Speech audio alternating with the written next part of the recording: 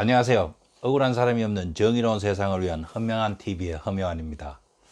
문재인 정부 여당이 지금 집값, 전셋값 폭등에 대해서 그 대책을 세운다고 머리를 쥐어뜯고 있는 것 같습니다. 사실 이번 집값 폭등은 순전히 문재인 정부가 건드려서 키운 것이기 때문에 고민이 더욱더 클 것 같습니다.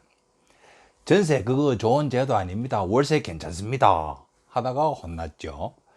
또 아파트에 대한 환상을 버려라 하니까 그럼 니부터 빌라에 가서 살아봐라 이렇게 또 혼나고 있습니다. 호텔을 개조해서 방으로 거주하게 하겠다 또 이렇게 해서 또 난리가 나고 있습니다. 여하튼 별의별 묘안들을 다 짜내고 있는 것 같아요. 사실 정부가 시장에 대해서, 주택 시장에 대해서 동원할 수 있는 수단에는 한계가 있습니다. 쉽게 설명하면 세 가지가 되는데요. 첫째가 세금을 부과하는 것이죠. 그 둘째가 보조금으로 예산을 지원하는 겁니다. 그리고 셋째가 하라, 하지 마라 하는 규제 정책이죠. 이제는 정부가 집주인으로 전세를 주는 공공전세주택 제도도 도입하겠다 합니다. 참 별의별 수단들을 다 동원하고 있는 것 같은데요. 그럴수록 점점 더 정부의 권한이 세지는, 그래서 사회주의 국가로 간다는 또 하나의 증거 사례를 보태고 있는 것 아니냐 하는 이런 이야기가 되죠. 주택 매매나 전월세 관련한 은행 대출에 대한 규제를 빡빡하게 세웠죠. 실입주자 아니면은 대출 못 받게 했습니다. 또 세입자 동의 없으면은 천하의 집 주인이라도 아파트, 집을 팔 수 없게 되어 있습니다. 서울 강남구에는 아파트를 살려면은 구청 공무원한테 가서 허락을 받아야 하는데, 그만한 평수면은 충분하니까 막 그만 그렇게 사시죠 라면서 사겠다는 걸 허락 안 해준 그런 사례가 있었다는 믿거나 말거나 한 그런 이야기를 신문에서 본 적도 있습니다. 대형 건설사는 물론 소형 임대주택업자에게도 주택사업 열심히 해 주십시오 하고 말 잘 듣도록 세금도 깎아주고 보조금도 지급하고 있습니다. 그리고 막상 집에 살고 있는 우리 국민들, 주민들에게는 어떻게 하고 있습니까? 말 안 듣고 집값 올리는 짓 못하게 세금으로 억제하고 있죠. 집 팔아서 이득이 남으면은 양도소득세로 왕창 뜯어갑니다. 그래도 위치 좋은 곳에 굳이 빠득빠득 집을 사겠다 하면은 취득세 왕창 매기지요.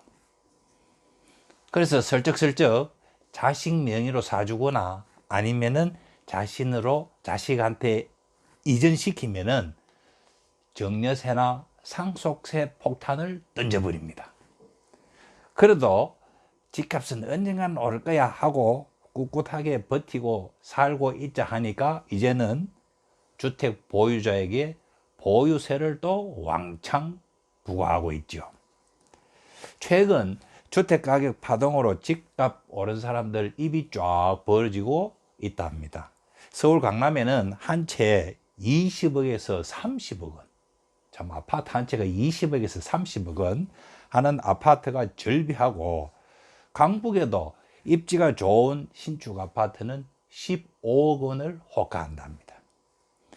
더불어민주당 미래주거추진단장을 맡고 있는 진선미 의원이 서울 강동구 아파트에 살고 있다는데요.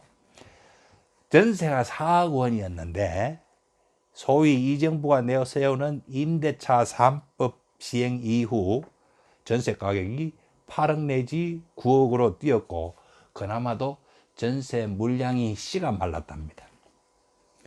집 가진 사람들 문재인 정부 덕에 불로소득 엄청 올라서 고맙기 짝이 없다 합니다.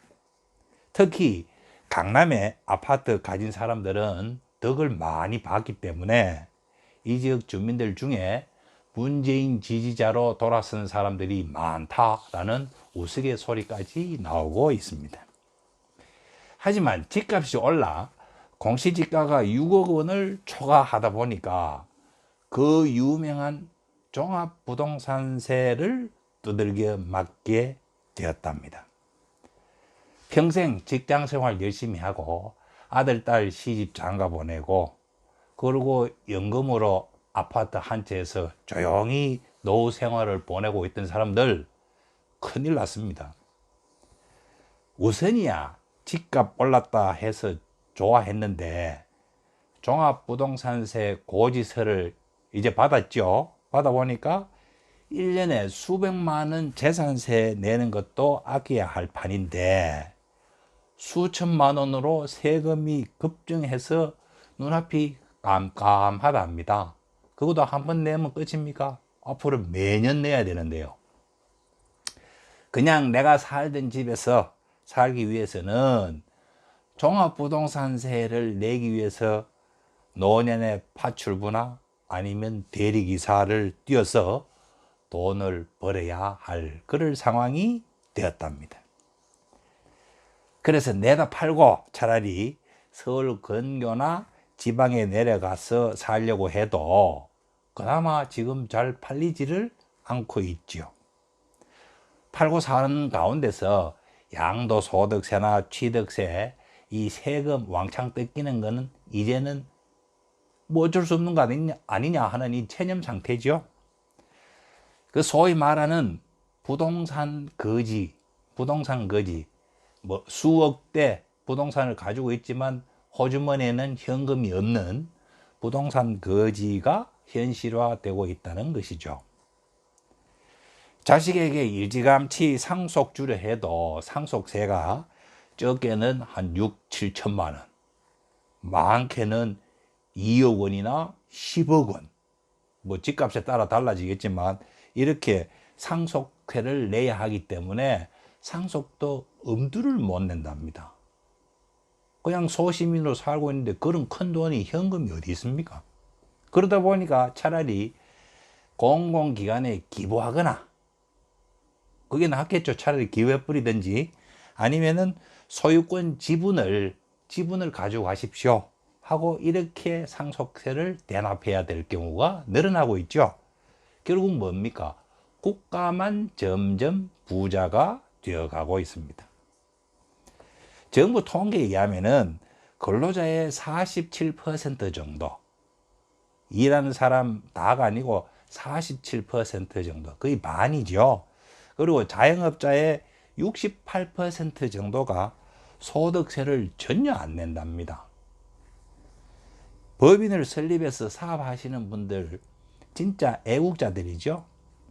하지만 법인세의 92% 정도를 법인 중에 상위 법인 10%가 다 낸다고 합니다.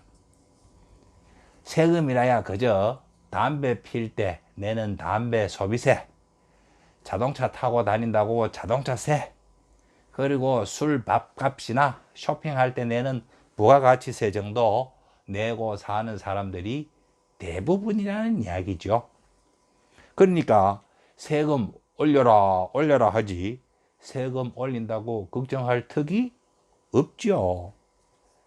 나도 그런 고민해 보았으면 좋겠다 하면서 오히려 코웃음만 칩니다. 있는 사람 돈 세금으로 받고 잘 나가는 회사 돈 세금으로 받아서 재난지원금이나 통신비 지원을 해주니 받는 사람들 신났죠. 문재인 대통령 인기가 올라가고 있답니다. 왕년에 김영삼 전 대통령이 뭐라고 했냐면은 부동산을 가진 사람들 고통받도록 하겠습니다 하니까 와 하고 잘한다 박수를 친 적이 있습니다.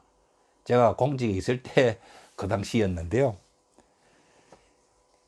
지금도 그런 시각을 가진 사람들이 이 나라를 좌지우지하고 있기에 이런 사단이 벌어지고 있는 것입니다. 진정한 문제는 우리 대한민국에 엄청난 자금이 둥둥 떠다니며 놀고 있다는 것이죠. 그동안 개발연대를 지나면서 열심히 노력하고 한 푼, 두 푼 모으고 하다 보니까 주위에 한번 둘러보십시오. 주위에 한 100억 원 정도 가지고 있다고 해서 돈 자랑할 수 없는 그런 사람들이 부지기수로 늘렸습니다. 법인들도 마찬가지입니다. 새로운 투자처를 제대로 못 찾다 보니까 사내유보금만 점점 늘어나고 있다는 거죠. 이런 자금을 유휴자금이라고 합니다. 아마 수백조 원이 될 겁니다. 그러니까 정부가 5만 원권인 신사임당을 열심히 찍어봤자 유통되는 것은 극히 일부에 불과하다는 것이죠. 고액권으로 돈을 모아두고 있다는 것이죠. 이런 자금이 주택시장으로 가면은 주택가격 상승, 주식시장으로 가면은 주가 폭등, 금시장으로 가면은 금값 상승, 토지시장으로 가면은 토지가격 급등, 이런 현상들이 빚어진다는 것이죠. 집값이 뛰어서 투기지역이라고 정부가 규제지역으로 결정하면은 이 돈들은 또다시 다른 지역으로 메뚜기 뛰듯이 펄짝 뛰어서 가지요. 그러니까 항상 나라님의 칼자루는 이런 투기 자금들을 뒤따라갈 수밖에 없는 것이 현실입니다. 정부가 그런 자금이 놓을 수 있는 곳을 마련해 주는 것이 보다 근본적인 부동산 대책이 될 수 있는 것 아니냐, 저는 그렇게 봅니다. 세계로 눈을 돌리면은 투자처 지금 많습니다. 쉽게 유라시아를 보십시오. 유라시아가 새롭게 지금 떠오르고 있습니다. 그리고 이슬람 세계를 새롭게 봐야 됩니다. 이슬람 시장이 엄청나게 크지요. 이런 쪽으로 눈을 돌리게 하고 대한민국의 유휴자금이 그런 곳에서 놀기 쉽게 해준다면은 부동산 가격 안정은 물론이고 나라 발전에 기여할 수 있다고 보는 것이죠. 해외 부동산에도 투자할 수 있게 한다면은 국내 투기 수요는 대폭 감소할 겁니다. 과감한 발상의 전환을 왜 못하는지 모르겠습니다. 정책 역량이 없으면은 건들지나 말 것이지 편협한 시각과 역량으로 벌집을 덜 쑤셔놓고는 뒷감당을 못해서 지금 막막한 그런 상황입니다. 좌우파 이념을 뛰어넘어서 진정 나라와 국민의 미래를 걱정하고 해안으로 정책을 발굴할 수 있는 그런 유능한 정부를 우리는 정녕 가질 수 없다는 말입니까? 답답한 현실입니다.